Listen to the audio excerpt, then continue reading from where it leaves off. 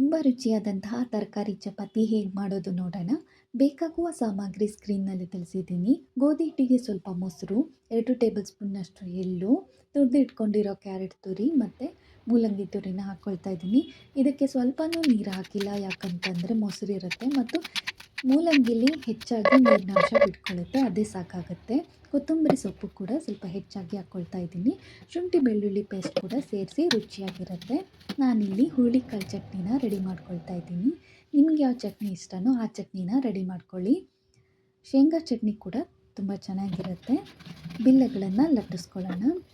ಆದರೆ ಜಾಸ್ತಿ ಒಂದೇ ಸತಿನೇ 4-5 ಚಪಾತಿ ಈ ರೀತಿ ರೆಡಿ ಮಾಡ್ಕೊಬೇಡಿ, ಯಾಕಂತಂದರೆ ಒಂದಕ್ಕೊಂದು ಅಂಟ್ಕೊಂಡು ಹರಿದೋಗೋ ಚಾನ್ಸ್ ಇರುತ್ತೆ. ತವಾ ಮೇಲೆ ಹಾಕಬೇಕಾದ್ರೂ ಕೂಡ ಹರಿದೋಗುತ್ತೆ. ಹಾಗಾಗಿ ಒಂದೊಂದೇ ಬಿಲ್ಲೆನ ಲಟ್ಟಿಸ್ಕೊಂಡ ನಂತರ ತಕ್ಷಣವೇ ಸುಟ್ಕೊಳ್ಳಿ. ತವಾಗೆ ಹಾಕ್ಕೊಳ್ತಾ ಇದ್ದೀನಿ. ಇವಾಗ ಸುತ್ತಲೂ ಎಣ್ಣೆ ಹಾಕ್ತೀನಿ. ಉಲ್ಟ ತಿರುಗಿಸಿದ ನಂತರ ನೀವು ಹೆಚ್ಚು ಎಣ್ಣೆ ಹಾಕ್ಕೊಳ್ಳೋರು ಇದ್ದರೆ ಹಾಕ್ಕೊಳ್ಳಿ, ಇಲ್ಲ ಎಣ್ಣೆ ಬಳಸಲ್ಲ ಅಂತನ್ನೋರು ಸ್ಕಿಪ್ ಮಾಡ್ಬೋದು.